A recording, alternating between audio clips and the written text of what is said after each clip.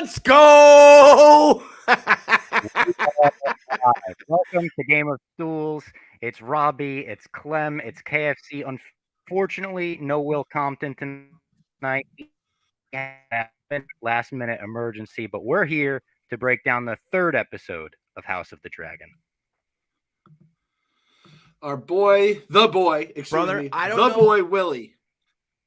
The boy Willie, he went to the trumpets and he learned the trumpets hit back. So he needs like a fortnight worth of rest because we saw him in front of everyone in Nebraska. He needs a little bit of rest. And I'll tell you, I need a little bit of rest because who did it? Team Damon coming in hot, boys.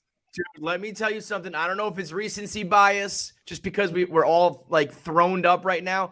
That was one of the coolest battles I think I've ever watched in any of the series right there. That was fucking unbelievable what they did with Damon, just flipping a switch like that, making him a fucking likable badass.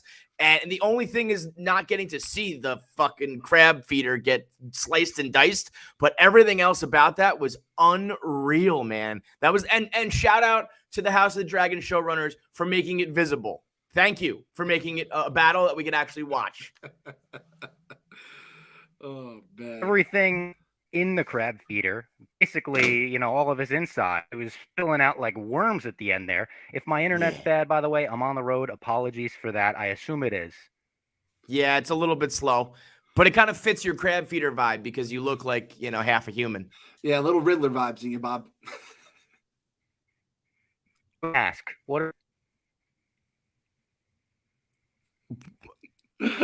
what even is the mask? I think Bob might be the actual crab feeder. I know it's evolved into a lower level of human. I'll try to figure it out. You guys talk. I'm gonna figure out this Wi-Fi.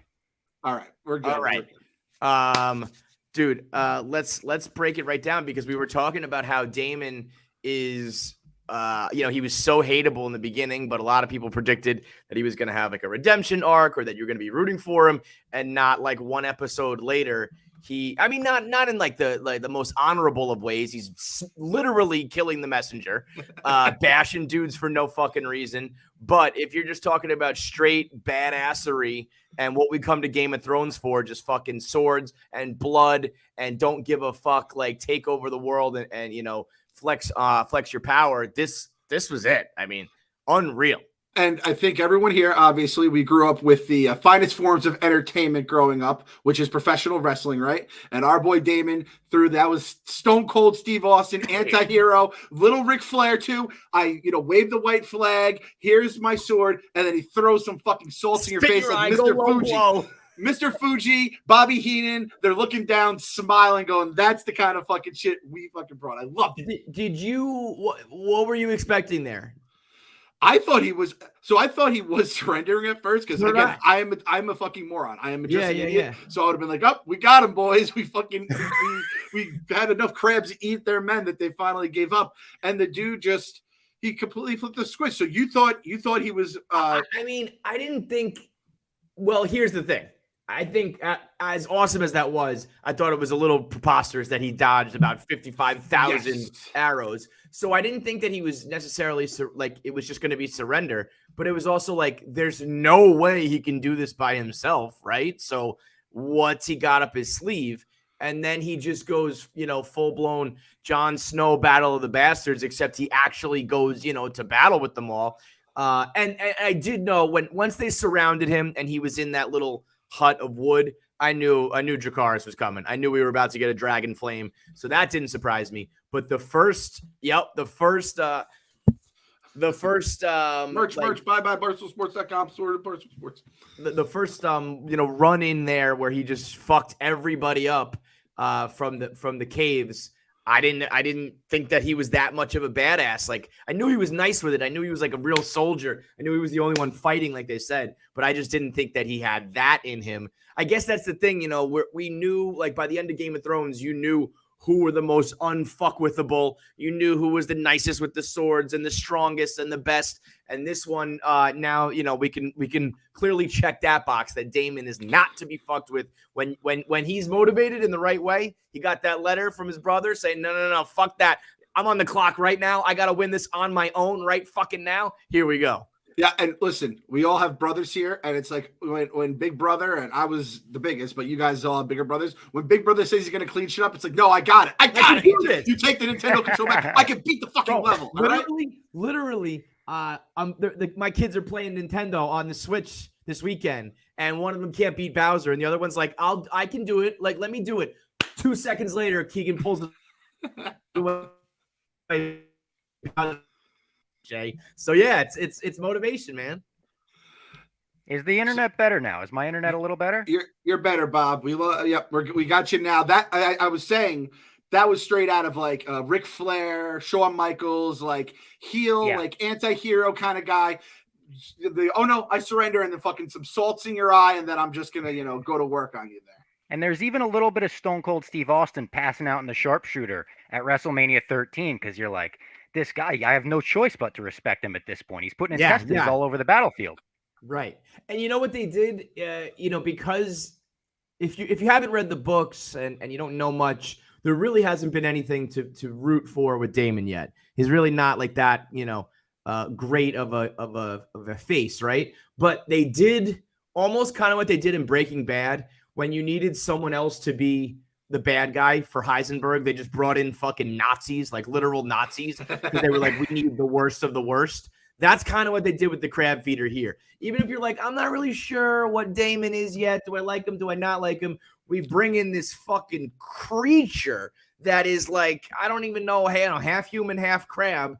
And he's got that weird neck thing. And he's so sleazy. He doesn't do any of his own fighting. He just sends in his men to die. Just like every worst trait you can have in a character, they set up there so that we can just flip the script and all root for Damon doing his, one-man show. So that was a great way to just, in a very quick, matter of one episode, we're all pulling for the guy now.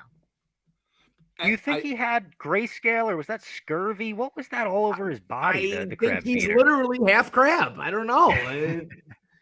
Fucking gross, man. Oh, let's talk about the very beginning, because this episode, I don't know whether it finished stronger than it came in, than it started. I don't know. The way that we started off, man, homeboy getting fucking crucified while the crabs are starting to eat him alive.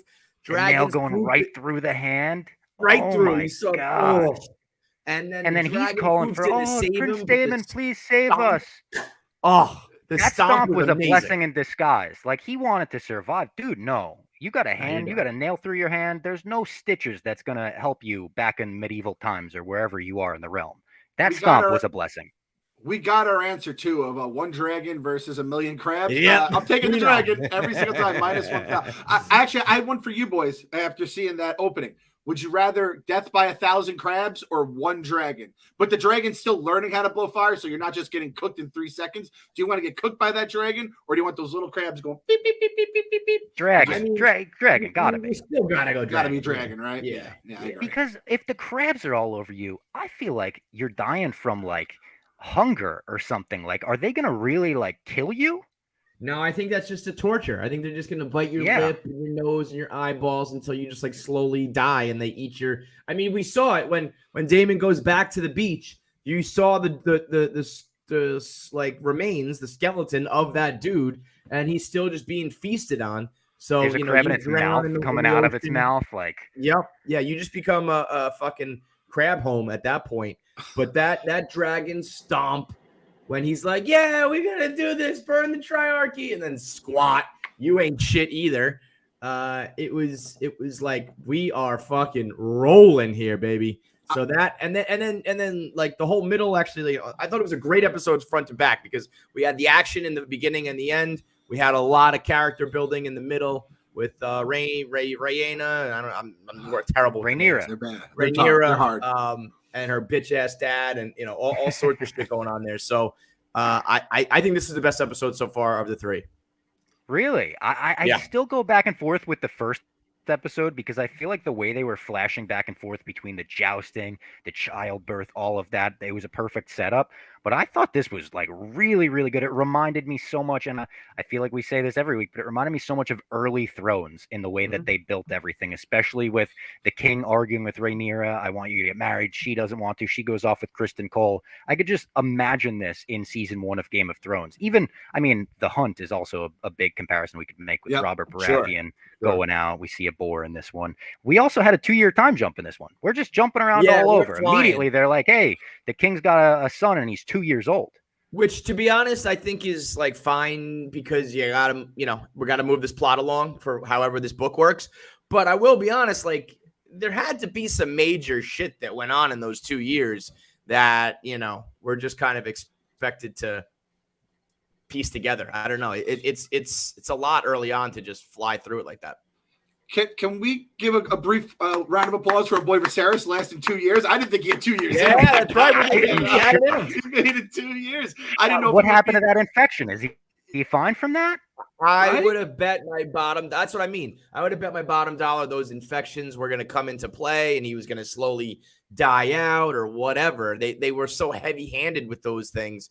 And then he's just okay. If you look, he's missing fingers. Look at this guy. Oh, look at Mickey fucking costumes. Whoa. This guy. What's up? By the way, for those that don't know, Nick Hamilton, our producer, did the entire last week's show in costume. Never even flashed himself on camera. He was just doing it for the love of the game. I had this last week. This just got in. It's the full gaming get up. I've been on Dame Train day 1. I'm taking a knee to my guy, my lord, Nick Hamilton, there for being the absolute fucking king of this realm on the internet.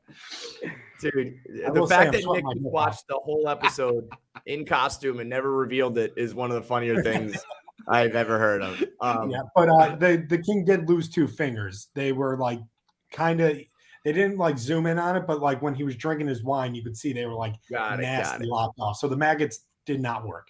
Yeah. Breaking news, maggots don't heal your fucking wounds. Yeah, we get a 2-year time jump. Like I said, the king has a son named Aegon II, and someone immediately tries to give the king a message about the Stepstones. He won't really listen. He's like, they've been at war for 3 years. What's another 3 days? Very funny way to respond to like, your brother and all of your troops need aid immediately. He's like, give it 72 hours. See if they're all right. Rhaenyra is out by the tree. Yeah, go ahead. Can I see some? If I'm the king, I'm like, yeah, you guys have dragons. How the fuck have you won this war in 3 days? That is, I mean, they do a good job of explaining it. It's almost like fighting in Afghanistan, where like they just hide in the fucking hills and in the caves, and no matter what kind of weaponry you have, you can't win. But I will say, Thrones with such a limited number of dragons, hyping them up so much, where it's like they made it seem like if you have dragons, nobody can fuck with you. You win every battle ever. And then this one's kind of like, no, you don't. It's I guess, it's the one sort of army that you can't beat because they are just buried into the mountains. Like they're not going to beat you, but you just won't ever beat them either. War of attrition style. But I don't know. It's like just fucking sit there and wait for them to come out and flame all of them. I don't get why dragons all of a sudden can kind of be, outmaneuvered. The crab feeder is the Ho Chi Minh of Westeros, basically, is what you're telling me. Right. No one, that's why you tune into this, for fucking the costumes, and you stay for the historical references that you didn't even know my dumb ass knew. Ho Chi Minh, motherfuckers. Yeah, I didn't get that one. That one flew right over the head. Fair enough. By the way, people in the chat are pointing out it is a 3-year time jump. So I guess the king's son is 2, but it took some time to get there. Well, and he has another one on the way. Motherfucker's just banging the shit out of his hand's daughter. I mean, thank God we kind of we just got rid of the 12-year-olds. Although we did do this episode, we switched out child pedophilia for gruesome animal murder. Like fucking front and center for like a solid minute, just watching a buck just like squeal and cry while we sit there and stab it. It's like something's going to be gratuitous every single episode, I think. This might sound wrong. That was so brutal. I thought it was more brutal than the birthing scene in episode 1. There's something about deer. I love deer. Seeing it squeal, seeing it struggle, seing him miss the first time. So it was just in so much pain. Dude. That was unbelievably sad. That whole what do you call it, ceremony, if you will, where it's like this is your hunt. You have 4 guys hold him in place while 4 guys and a pug. Yeah. Where'd the pug come from? With Yeah. a smushed face.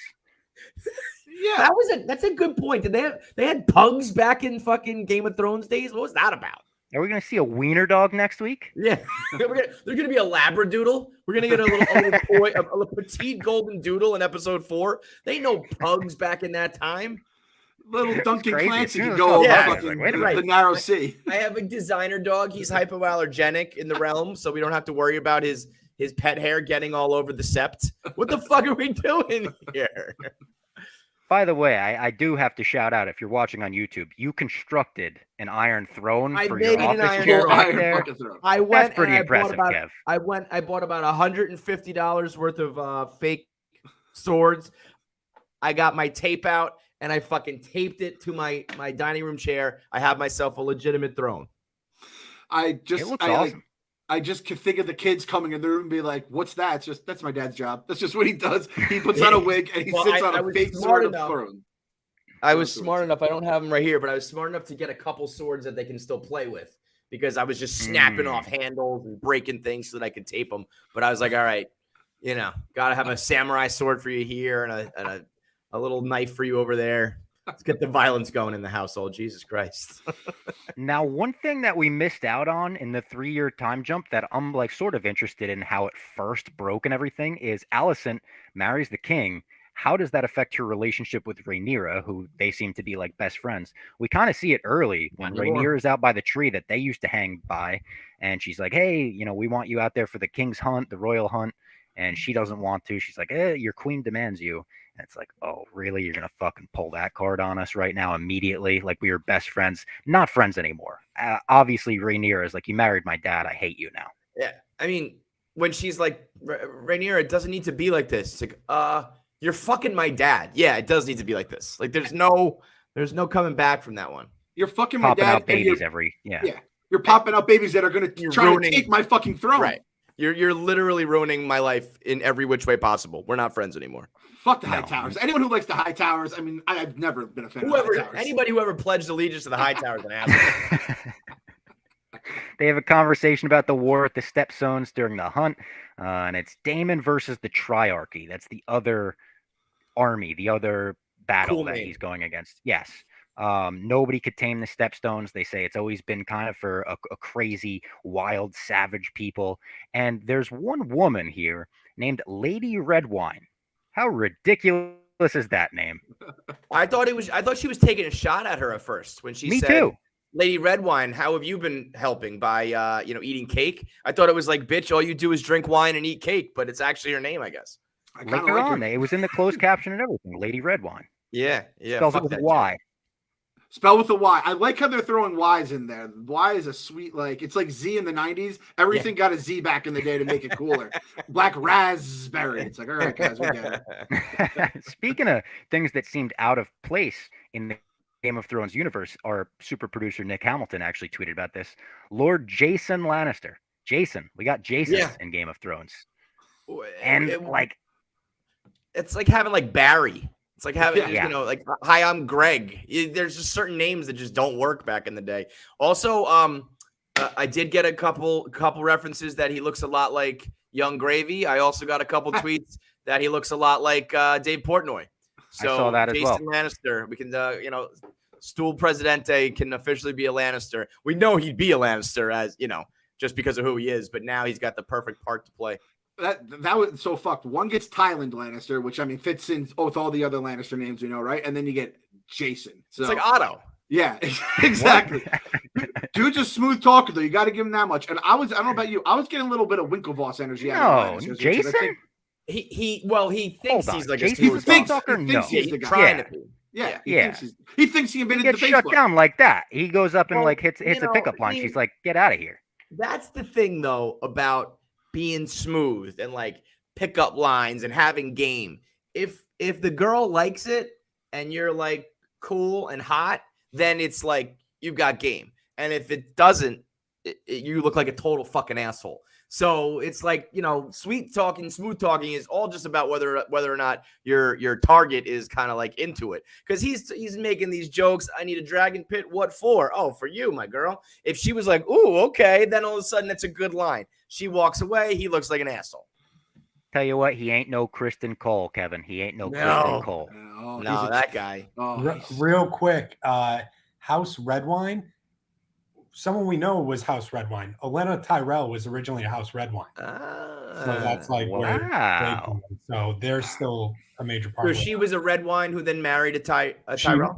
She married into the Tyrell family. Bro, the universe is there's so many names and so many people and shit. It's crazy. Their crest is just grapes too. I fucking like these. Yeah, I like that. I fuck with the red ones.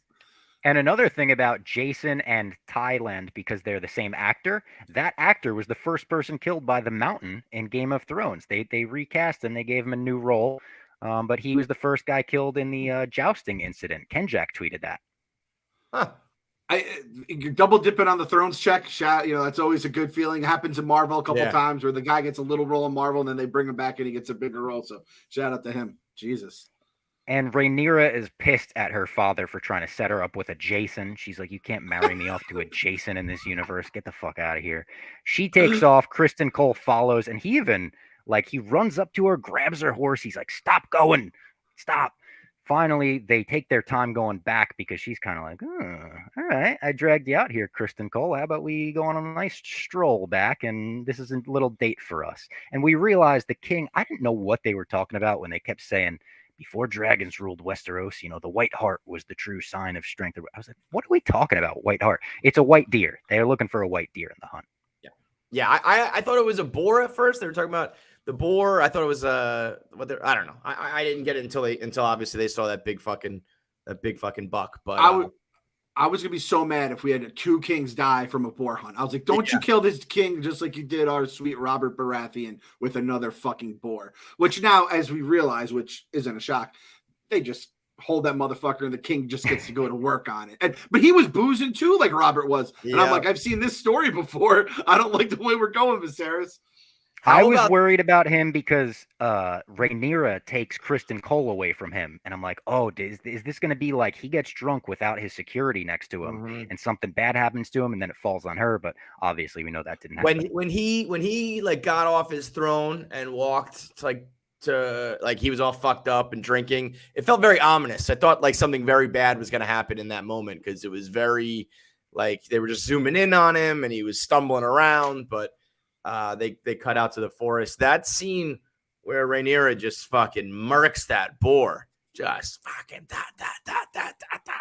when her hair is all blood soaked coming back. Do not fuck with that chick. Me and Robbie, that looks badass. Me and Robbie have a thing in the basement, is that metal? And I was like, that chick with that platinum hair all covered in blood, confirmed metal. That is some metal ass shit right there. And I have a question about that because I was thinking the same about the king. I'm like, here we go, Viserys, which, by the way, I couldn't think of what it was when we were talking about it. Dude lost a couple digits, probably has a limp, probably has some parts missing from his leg. The dude is just not good health. He's basically the royal Westeros rickety cricket, I think. We're just going to keep losing body parts on this king throughout the next few episodes as he slowly dies right in front of our face. But if you're a Targaryen, and let alone the Targaryen, the king, you have to have your dragon on call at all times. You can't just have that bitch back in King's Landing. Yeah. You got to be within remote distance. You click the remote and it goes, and it swoops in and starts breathing fire on your enemies, right? Yeah, no, that's got to be like your dog that you tie up when you walk into the store. Yeah, he's right there at all times.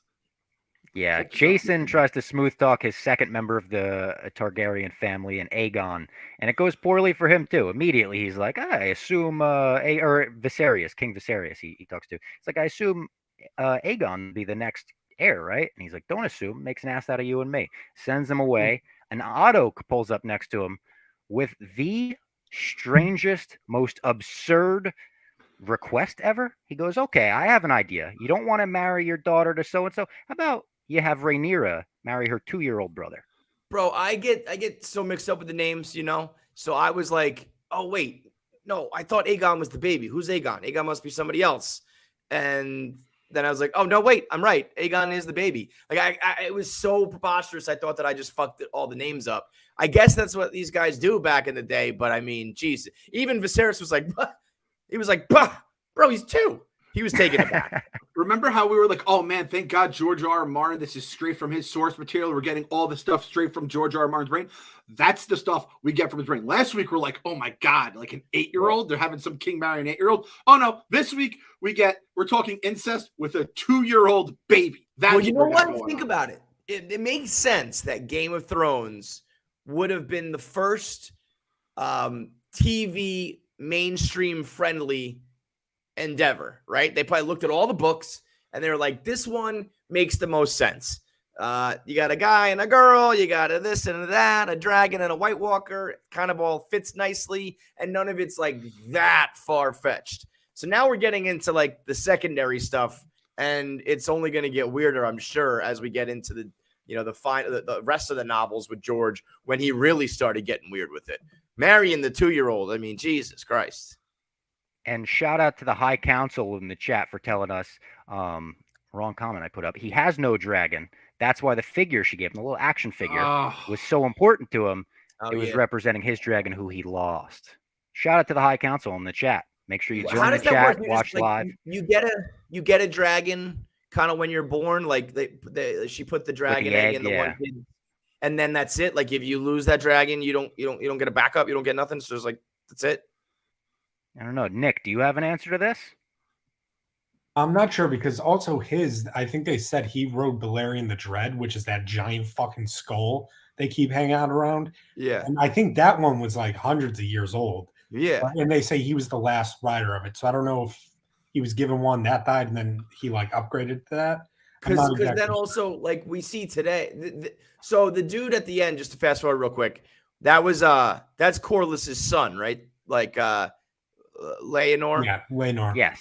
And that's who they want Rhaenyra to marry.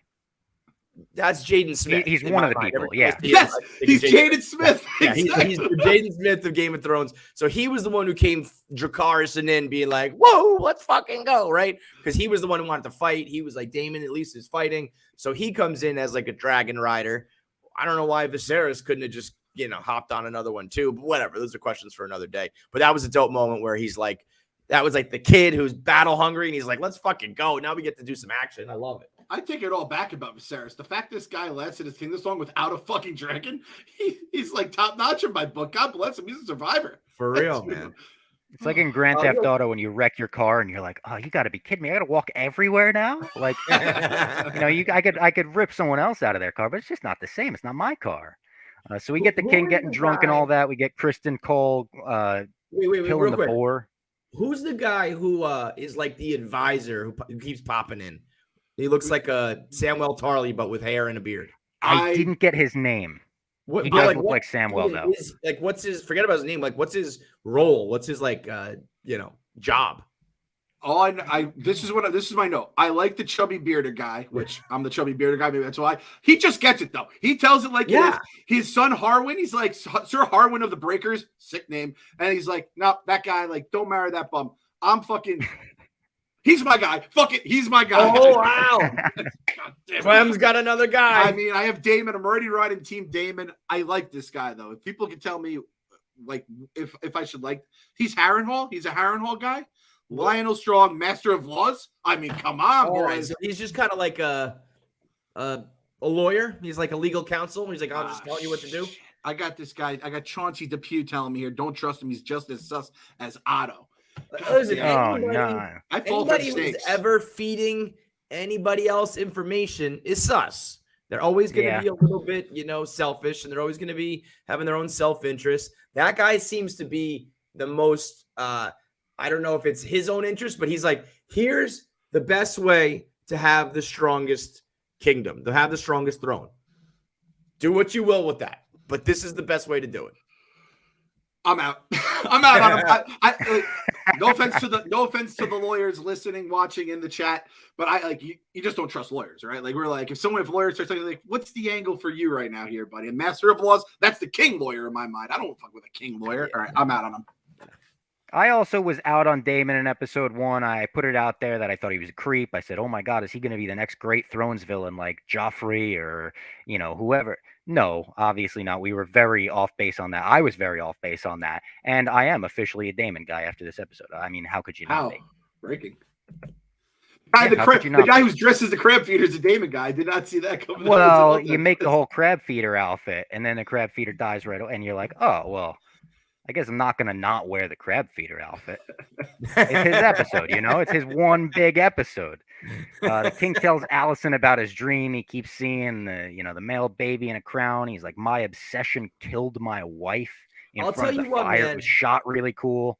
That was a really good scene, I thought, because as the one thing when you watch a show like this, it's like borderline impossible to relate to anybody in the show because it's like such far-fetched circumstances and whatever. But him being like, I felt so guilty, and so I just named her the heir because I was trying to make up for it because I fucking ruined everything, is like, that's something that like anybody, I mean, I go through it with my kids and my family and the divorce, and I'm like, if I could just help her, then it would be all good. And it was like a very, like just, we're talking about thrones and dragons and all that shit, but it was a very real, like, family dynamic that I thought was really cool. Yep. They find a huge deer for the king. It's not white, but it's huge. And they tie it up. And this is the scene that we referenced earlier where they kill the deer. He misses it the first time. They're like, little to the left, my lord. He hits it to the left, and then it finally dies. All the dogs were around it. And a white deer, right afterwards, just walks up on Rhaenyra and Kristen Cole. They don't kill it or anything, but they just see it, and they're like, huh, look at that thing. That's what they were looking for. Well, I was expecting Jersey Jerry to pop out of the fucking bushes and go, the signs. We're talking about the signs. I mean, they were not exactly, they were a little heavy-handed with that one as well. When I think Otto says, it's a white hart, and if there was ever a sign from the gods, it would be this. And then they tell you, well, my lord, we didn't find you a right heart, but you know who did get a white heart? It's this girl over here. So more symbols and more signs that that Rhaenyra is like the pure one, and bigger things await. You know what Benioff and Weiss would have done? They would have had the deer like literally bow to her and everything, and been like, "All right, guys, we fucking get the fucking point. Yeah, we understand, you morons." They return to camp. She's got the blood on her neck and her hair, and everyone's kind of giving the looks like, is that the princess? Like, what's going on here? She's not your average princess. They drag the boar in and everything. Kristen Cole behind her. And I thought this line was great from the king. He says, the gods have punished me for my indulgence. Talking about a hangover. That's a very funny Game of Thrones way to say, I'm hungover as shit right now. Been there, done and the that. king gets a plea. She's 10 plus 7 or 10, 7 and 10. 17. Yeah, that took me a second at first, and then I was like, oh, okay, we're doing math. All right, I'm with you. I'm doing the math with you. The king gets a plea for aid from the sea snake's brother, and they're like, Daemon would never send this out, but do I show weakness if I provide the aid? Like, they got into the war kind of like disobeying me in a way. What does that say for me? Eventually, the next morning decides, I'm going to provide the aid. It's my brother. Come on.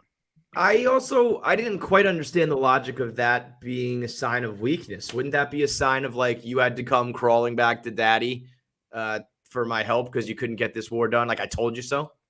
And that's kind of how Daemon took it, right? When he sent the note, Daemon's so pissed that he literally shoots the messenger. He kills him, or beats the shit out of him. Did Daemon take that as like, oh my God, how embarrassing? Is that why he was so angry?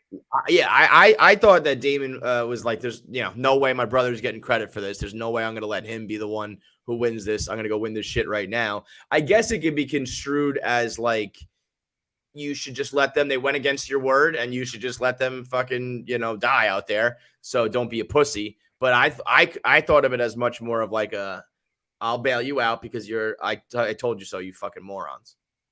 Yeah. And Otto tells Allison right away, listen, my grandson needs to be heir, so you need to have a conversation with the king and talk to him about this. We can't have a girl heir. How many years are we going to go on with a girl heir? Get the firstborn son in there.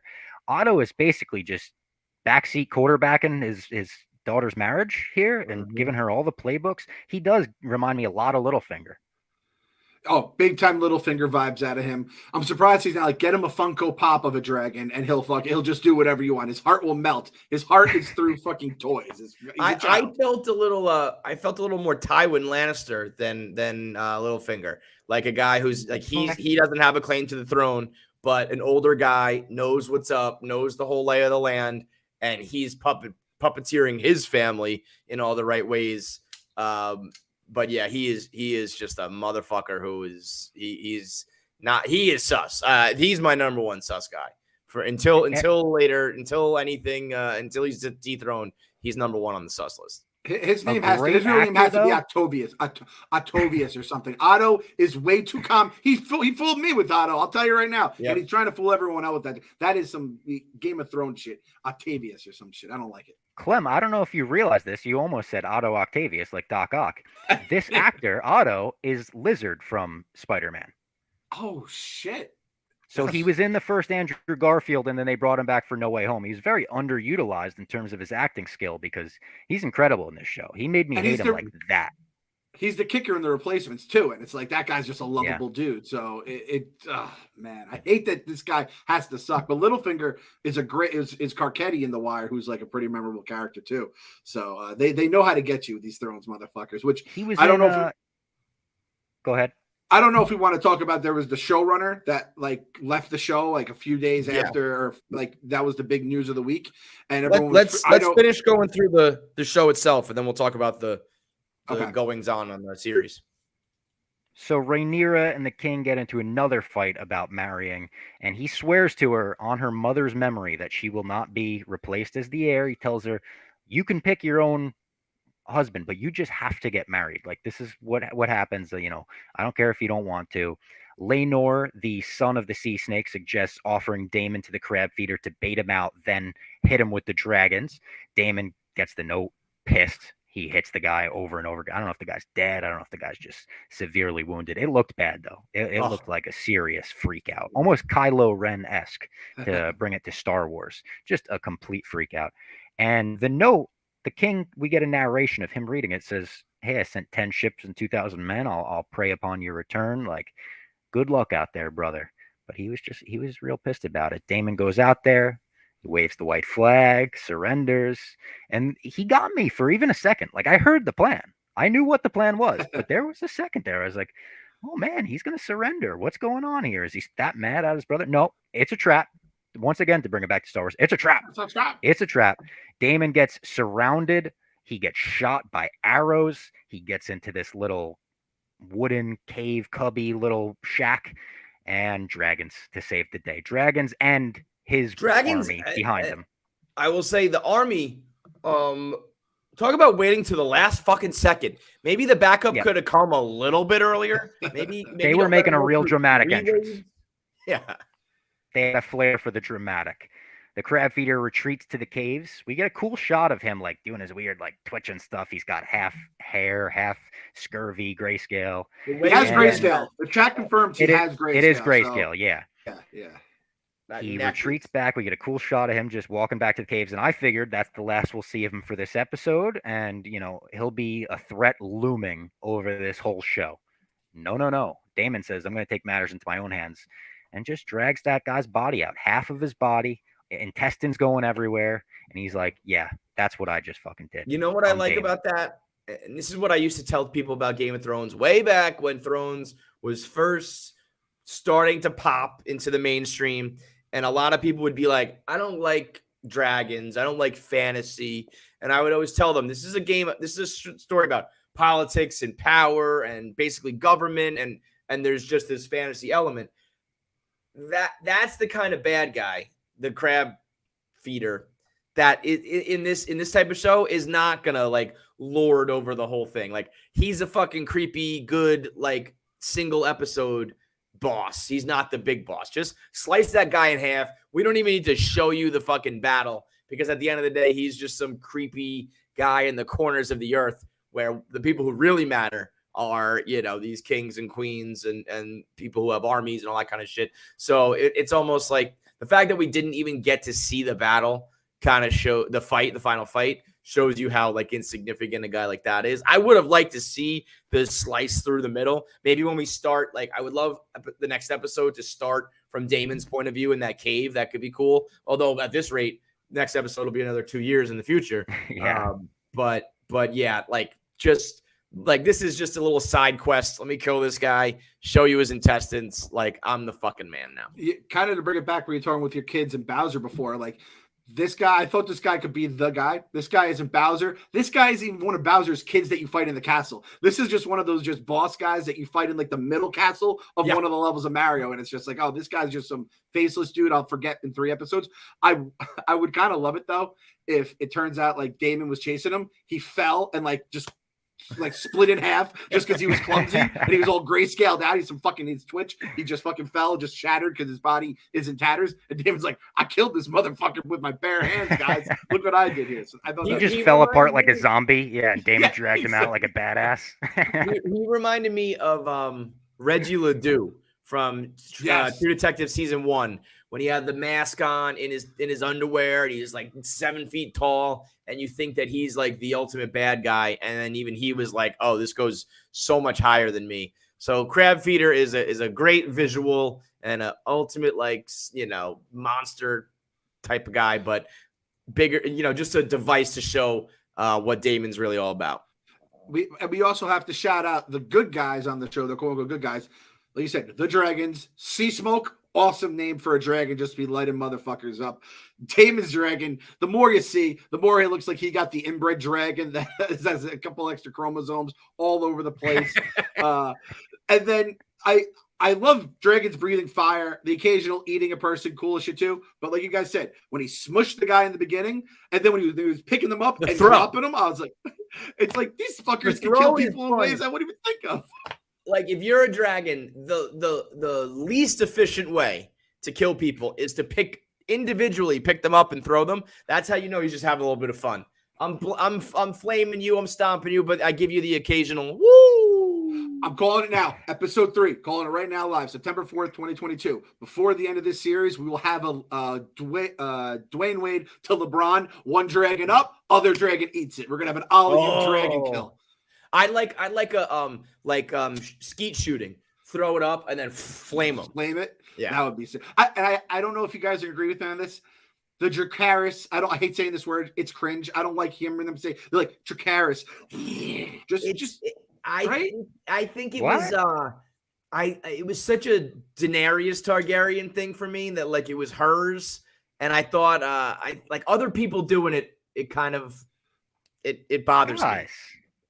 I know. You got to say it the right way, though. You say Dracarys. They're like, he was very like he was too like happy about it. Like I got keys to the car now. Look at me. I'm out on my own. Dracarys. It was not. Didn't have the gravity, the gravitas of these other. Give me a good one. Give me one with gravity, KFC. I don't even know if I can because I'm not like these bad bitches. It's all about Dracarys. Oh, well, that was pretty good. I just woke up the kids. That was great. I was gonna say, you crazy, man. Yeah, you definitely woke the kids up, but that was great. That was really good.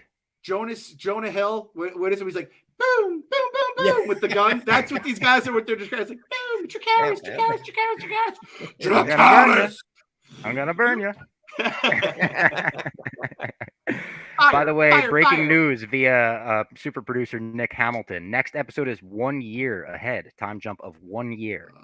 And episode 5, I don't know if it's 5 episodes and then they're out, or if episode 5 is when the new actors start. So next week could be the last we see of these people that we've already fallen in love with, or maybe one more. I'm really gonna miss Rhaenyra. She's an amazing actress. Dude, that girl. I hope she takes this and runs with it, and is already working on like the next big project, because like talk about a raw deal where, like her agent was probably like, yo, I don't know if this actress has other roles that I should know about, or if she's new, but like her agent was probably like, holy shit, we got you the lead in Game of Thrones. And she was like, oh, word. And they were like, just one little caveat. You're only in it for 4 episodes. Sorry. But like that girl, I mean, in a short amount of time has done as much as you can to make people love you. Yeah. Absolutely. And the crab feeder, we were talking about him before. Clem said, maybe I'll forget him in 3 episodes. I think as far as 1 episode villains go, I think the crab feeder was fantastic. I think I'll remember him very good visually. His actual tactic of nailing people's hands to the spikes and then just going and letting crabs go after him. I thought he did exactly what we needed him to. And some people are saying we might not even have a big bad in this show. Do you guys think that this will be way more Succession focused than White Walker focused? Not saying the White Walkers literally, but a villain like that. Well, that was, Game of Thrones was very Succession. We just had this, this army marching a looming slowly threat, every episode. But there was that looming threat. Yeah, I don't know, because unless there's, we already have all the dragons, and there's no army of the dead, so it's just mostly like men and humans, right? Like everybody's kind of on equal ground. Except, the Targaryens have the dragons, so who's going to stop that? Yeah, a lot of politics. I also gave bullshit. the king. I gave the king till episode 4 last week. I said I think he's dead in episode 4, and I'm sticking to that prediction. I think he's gone next week. Interesting. I've tried to not I've tried to Google some names and shit, and then I realized that anything you click or look at can basically be a spoiler. So it's very hard to research or keep up with any of these things because the book's already out, and every Wikipedia has their death dates or who they're married to or whatever that might spoil. So we kind of just go into it blind. And even with the next ons, which I sometimes try to avoid, and it's if the king shows up in on the next on for the episode 5, I'm like, he made it to the 10-year jump here. Yeah, so I hate next ons. I love previously's ons. I think that when I become president one day, my presidential platform, every single episode of every TV show and absolutely every new season always has a previously on that gives you all the characters that you might need. And and sometimes they take from here and from here and from here because this episode is going to have all of these elements in it. Every season, every episode of every show should always have a previously on, and fuck a next on, because a next on is nothing but mini spoilers. I will say this though. The previously on's the only issue is when you have a guy come out of fucking nowhere. I remember in Thrones, one of the last seasons, they brought it back to when Jon Snow's uncle disappeared, and he ended up coming back as I'm like, oh, we're Uncle Benjen. We're meeting Benjen again. We're gonna meet Benjen. When Benjen came riding out in the fucking, I was like, are you kidding me? Benjen out of nowhere from the clouds? Get the fuck out of here. But it was on previously on. I'm like, up there you are, you fucking you goddamn But I agree, previously ons are better than the next ons. And by the way, anyone who watches the challenge on here, they always, when they did this season on the challenge, it looked like the greatest show. Even on the absolute dogged shows, it was always the best. Thrones, I think they did this season on Thrones. I didn't touch it, but I'm sure it looks like the greatest show of all time. Which again, fizzles. 3 for 3 right now, boys. I think we all agree. 3 for 3, a heavy 3 for 3 too. Yeah, right? no, this is all you could ask for. I guess it's a good time now to talk about the show itself, because one of the showrunners, 3 episodes in, is gone, and they replace him with one of the OG Game of Thrones early episodes showrunners, which to me, I didn't read much of the article. I just kind of saw the headlines, but that stinks to high heavens for me. That reeks of a guy who, when the finale went south, went on to do some other projects and washed his hands of Thrones or whatever. And then as soon as the new one came out and it was banging and the ratings were awesome and the viewership was up, he was like, I want back on board, and you got to go. Because there's no way that guy wanted to give this up just two episodes in to his revamping the greatest series ever. He gets the fucking boot for it, that's like the old coach wanting to come back once the team is good. Fuck that. Do you think that's what happened? I read his statement, and he said it was he said it was the best decision for me personally and professionally. It was so hard for me to come to this conclusion. But I've poured so many years of I've poured so many years of my life into this, and now I'm done. That is Wait, how old is this guy? What was he saying? I think he's pretty young, and he already signed a deal with HBO to develop new shows for them, and there's rumors that he's going to work on the Jon Snow show. So I'm thinking when he says that this is the best thing for me personally and professionally, I think that's HBO coming in and saying, and this is all speculation, but I'm just concocting my own fucking Succession in my head right now. But this is HBO coming in and saying, we need to keep our original cash cow happy. He wants back on board. You're the new guy. We're going to replace you. We promise you we'll give you the Jon Snow project. or the Blood Moon project or one of the other 10 fucking spinoffs we were talking about doing. But right now you got to get out of here because, this guy wants back on and I don't know if that guy had much of a, I don't know how much power that guy has though. I don't know. I think he only directed like 7 episodes. I think he literally just directed like 7 episodes. One of them was Beyond the Wall, which some people dislike. Then why would what the fuck happened then? This is what I heard, and again, I think people on Twitter had told me this, is originally he was kind of like, didn't know if he wanted to come back, but I think he probably loves the brand as much as he does, right? So he's like, I want to get this back off the ground. I think everyone's like, this thing is smoldering in flames. And it would be like this. Say Barstool, we fucking explode in a bad way in like 5 years. And like everyone's like, I can't believe Barstool was so great. And then just some shit happened. Probably from one of the 3 people on this panel is doing, right? But then like me, Robbie, we're like, we're going to start a beer league sports. We're going to try to bring this back. We're like, Kev, we just need you. You're like, dude, I got a shitload of stuff. And you just, you like, I'll help you get off the ground here. We're off the ground. He sees this thing flying. He's like, all right, you guys are good. I'm good. I'm going to go do my thing now. So that's what I have to tell myself.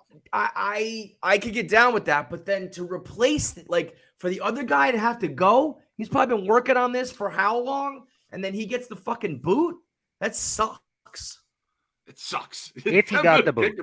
If he got the boot, he might have just walked away. I thought he was gone. Oh, well, I guess, So you think he actually wanted to walk away? I don't know.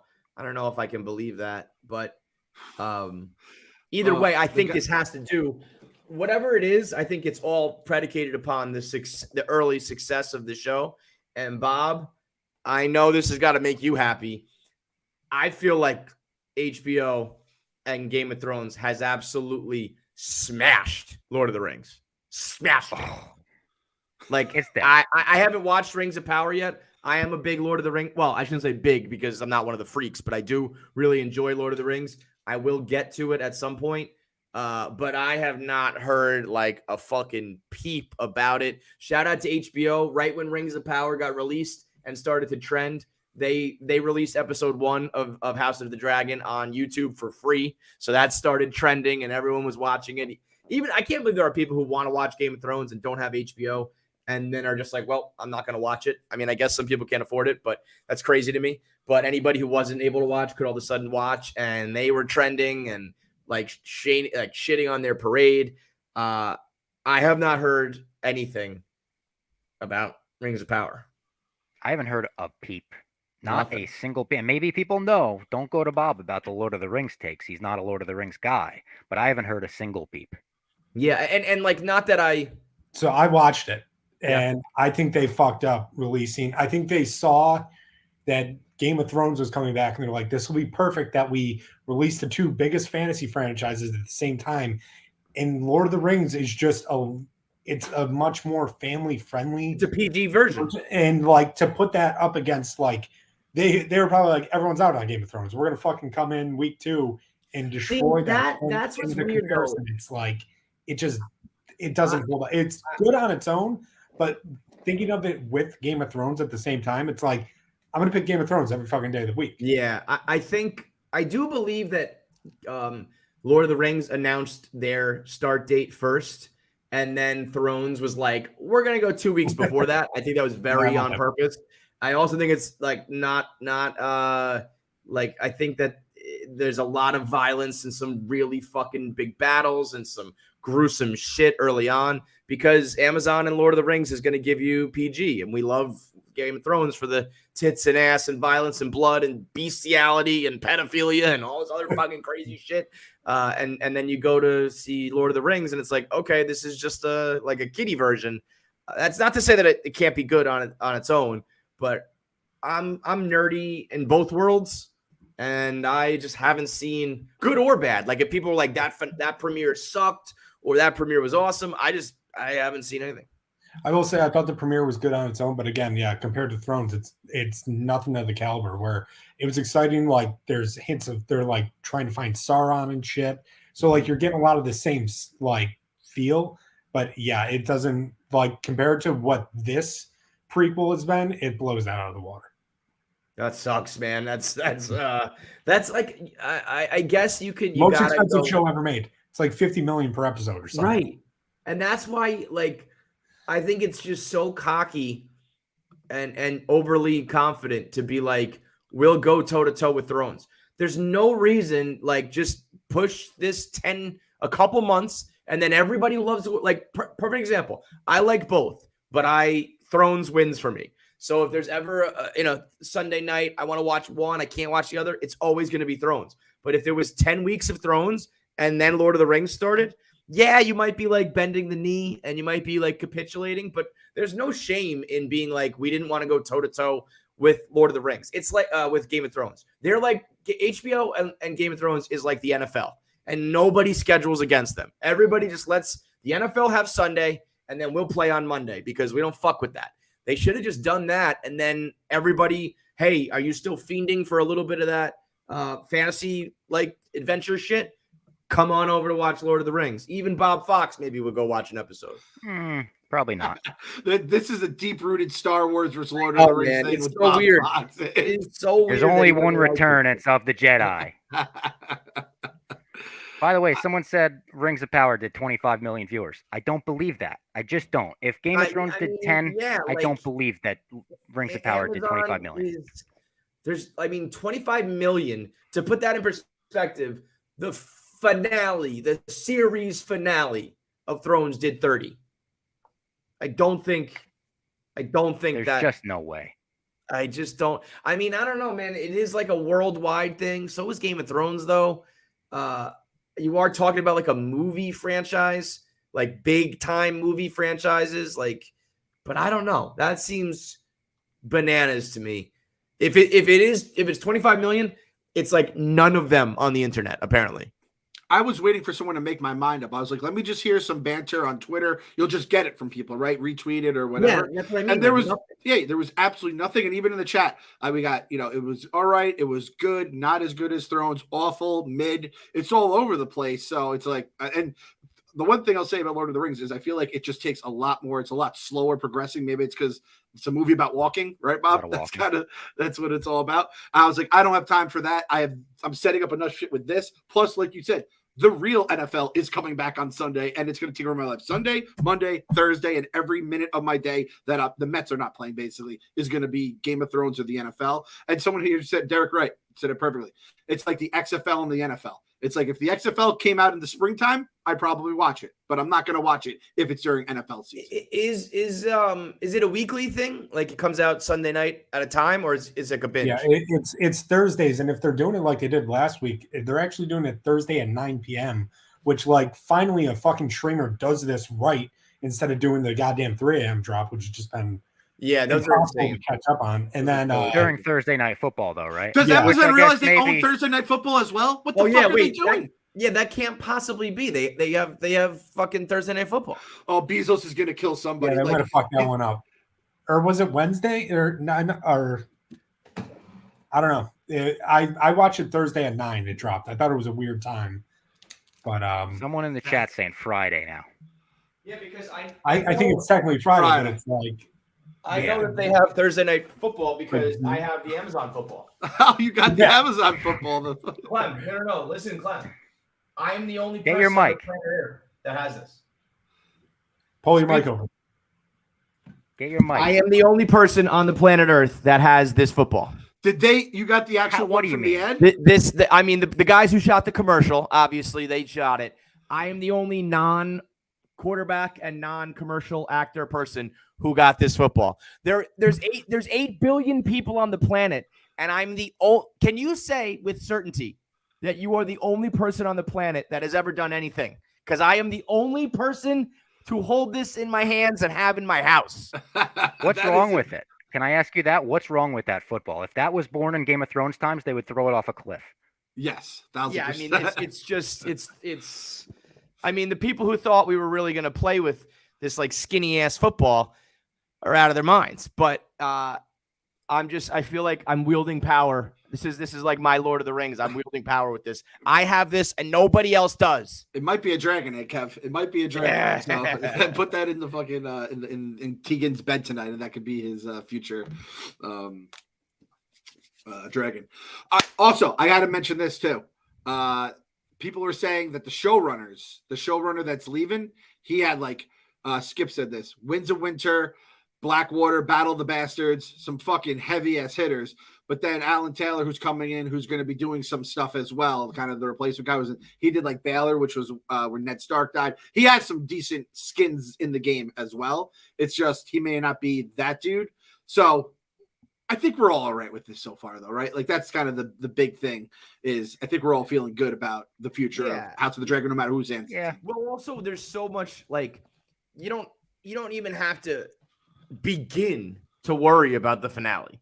You're talking, like there, you still got to get it right, but like you have dozens of episodes before you can really like start to worry about like, do we have the right showrunner to go this way and that way? Like I think the early on episodes you have to do them right, but it's still so much introduction and just like moving the plot along, and we're about to replace a whole cast of characters of actors in a matter of episodes, so I feel like it's all moving along right now, and I guess showrunners are not quite as important. I mean, that's silly. Obviously, they're very important, but not like final season type showrunning. Yeah. And some people are saying in the chat, like, hey, the showrunner, it says that he's going to be the executive producer, like, till the end of the series.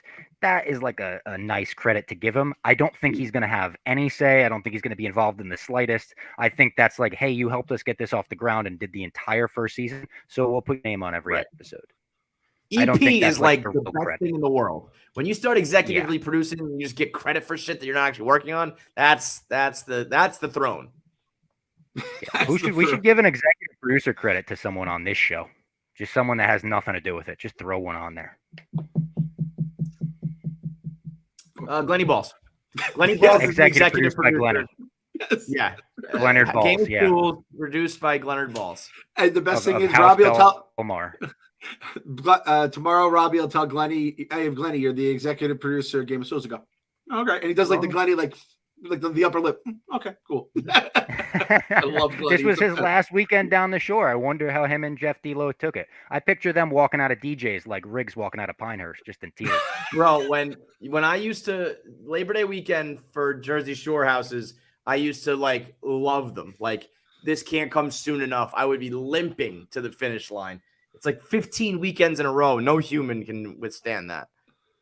Any predictions for next week's episode? We talked about maybe doing a death pool type thing. If we were doing that, I would take King Viserys. The chopping block. Yeah. Who's on the chopping block? Who do we think is about to who do we think is going to die? King Viserys is definitely on the chopping block. I don't know if we're at like death points yet, though. I mean, anybody can always catch say that. That's how they get you, Yeah. You would say that season 1 of Game of Thrones and then Ned Stark off with his head. Right. But I feel like we're like gonna reestablish I could see during the time jump that like somebody didn't make it or some shit like that. Like all of a sudden somebody's just no longer in it. But I feel like right now all these guys are. Who would be your Ned Stark? I don't know. I guess if like I was trying to actually remember. I was trying to think about the Red Wedding. And what an equivalent of the Red Wedding would be. And I was just thinking, like, imagine if on Aegon's birthday right now, like, the whole fucking place got lit up. And that would be, like, I wonder if there'll ever be another Red Wedding. I wonder if George R.R. Martin has another scene up his sleeves. And if there's book readers, don't fucking put it in the chat. I don't want to see any spoilers. But, like, will there ever be another scene on that level of slaughter? Or is that just the one? I have two pretty bad ones. One for obvious reasons, the other for one of the people on here. One, I could see maybe like one of the babies getting killed, like Aegon, and then like the next brother is going to become like the heir or whatever. Because again, if you can't trust the Maesters, you can't trust anybody. And I hate to say it, but I could see with our girl here, Rhaenyra, she it seems like her and what's the guy, Christian Cole? Yeah, I feel like him and her makes such good sense to like get married because that's what she would want, even though politically it doesn't make sense. And he's just going to get taken out of the picture because that's what always happens in Thrones. Your one true love gets ripped from you, and then you just get thrown with someone else, and that's what causes all the fucking chaos. And I think that would be a great kill that hurts everybody's hearts, but doesn't necessarily like it's not a major player. You're not taking out a main character. It is like everyone's pulling for our girl. All she wants is a regular life and some happiness. This is the guy that would provide it. And we know that that's just not how it works when you are a Targaryen. You are, when he says like, I'm not above duty and role or whatever, or tradition and duty. Like, she's got to do this. And she's actually, here's my prediction. Exactly what you said.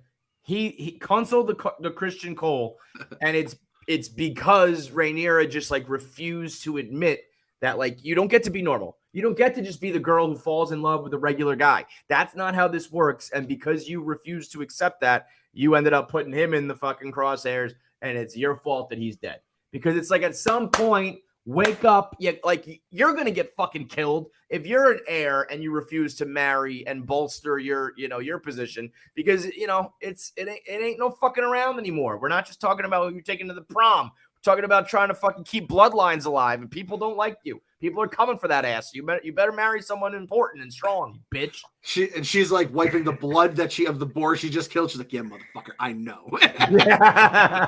I don't like how quickly this turned on my guy Kristen Cole. I declared myself a Kristen Cole guy episode 1, and he's been living up to the hype. He's been not an Otto Hightower like Clem declared himself. Oh no, we're gonna bring back old shit now, huh, Bob? Every episode, I'm like, all right, that's my guy, Kristen. He looked awesome in his armor this episode. Don't you think he's so like too good though? He's like a true like knight in shining armor, and that doesn't play. Nobody's like that in Game of Thrones, you know. He looks like he smells so good too, and like, you don't smell good in Westeros. No one smells good in Westeros. That motherfucker smells good, man. Nobody would be good looking in that back. Like, no one has hair like that guy back in the day. Give me a fucking break. I know. What's he? L'Oreal back in Game of Thrones? Yeah, his hair is unbelievable. He has some shampoo and conditioner with his baby pug. I mean, come on. That dude, his body count puts the Viper's body count to shame. Like, that dude just fucks. Yeah, he fucks. He fucks. Also impressive that he never had helmet hair. King's guards can't marry or have kids. All right. Sorry. Oh, goddamn it's rules. Like Jedi, though. But, like, they said that about Jedi, and then Anakin went off and married Padme. Yeah, like, listen, if you got a dick, then you can marry and have kids, all right? For real. And I say that as a joke, but also in Game of Thrones, we know they'll, if you get your dick chopped off like the Unsullied and shit, then you can't have kids. But as long as you got a dick still, you can fucking have kids. All right. So do we have any predictions for the next? Huh? What? I mean, we saw literally someone get cut, but nobody's been talking about eunuchs. Yeah, we don't have anybody who's dickless yet. Huh. Do we have any? So do we have a prediction for episode 4? A big prediction that's a little off the rocker here. I just feel like they're still doing so much like plot development that I don't think any big kill right now would kind of like it would halt any production we're having. I think we got to get to the time jump. These first few feel like we gotta. I wonder, like, does the book have a time jump, or are we time jumping for television? Like, I don't know exactly what it is, but I feel like these first 5 episodes are like, we got to establish some fucking places, people, things, situations, and then we can get into the nitty gritty. Yeah, I was gonna say we get Chekhov's dragon finally coming back, where they're like, dragon just flew away, he's just gone, and he's a fucking murderer. I'd love to see that dragon come back. I don't think it'll be by the next episode. I do think it'll come back. I was almost expecting this to happen in the woods, but it was a boar. I want to see a fucking direwolf soon. I want to see a direwolf. I want them to be enormous. So it's kind of going off a direwolf. I don't think we'll see a direwolf, but I think we're gonna meet a Stark finally. We got a little talk about walls and stuff like that. The North. Yeah, we got the wall in the North. I got a little tingle when they said that. Yeah, a little tingle in the balls. Baratheon, we've already gotten touch base with them. We've gone to Dorne a little bit. We met some people from Dorne. So I'm hoping we get either a Stark. I don't want a fucking Bolton. Don't give me those sleazy fucking Boltons. I want a Stark. I want great grandpa of the king, the true king, Bran Stark. Yeah, I mean, we're too far. We're 135 years before Dany's birth, right? Yes, something like that. 170. So we can't even see like old people from the first series, right? It would all be. There was like briefly a Stark in episode 1, right? Yeah. I was going to say, there's a Rickon Stark. It's who the one that we know is named after. Okay, interesting. All right, so yeah, a couple. I think that's they're going to sprinkle in a few more references to the OG shit for the people, but I think this is all about just getting to the real actresses and actors who are going to like carry the rest of this series. And then better be good. Really... Damon's mistress. We're going to see her boobs next episode. That's my prediction. I'm changing it 100%. Tits. Tits. All right. We will be back next week for another episode of House of the Dragon. Do we have a confirmed guest? I saw some tweets about it. I just saw Feidelberg pumping my tweet to subscribe. I did get a tweet from Will, a text from Will. The reason he couldn't come on was he wasn't even able to watch tonight because his baby has like a stuffy nose and he was trying to put her to bed. And then he saw the introduction that Nick made for him. And he was like, wow, I'm really sorry for letting you guys down. Once he saw that, I think he felt very honored that he was in the opening sequence. So we'll get Will on another episode and we can see if Feidelberg's around. But listen, the fact that you get put into the opening theme by the master Nick Hammy, everybody should want to be on this show just to see what your house flag and what your whole city looks like. So come on, Game of Stools, the #1 after show. Fuck the HBO one. The fact that people, if you watch the official HBO after show, you're a fucking loser, dude. Like, what are they going to tell you? You're not going to get any funny shit. You're not going to get any jokes. You're not going to get any homemade thrones. It's all just going to be water carrying for like the producers and shit. Come over to Game of Stools, the real official after show. We were #2 last week. If you guys rate, review, and subscribe on iTunes, on Apple, we will be #1 this week. Make sure you subscribe to My Mom's Basement if you're watching on YouTube as well.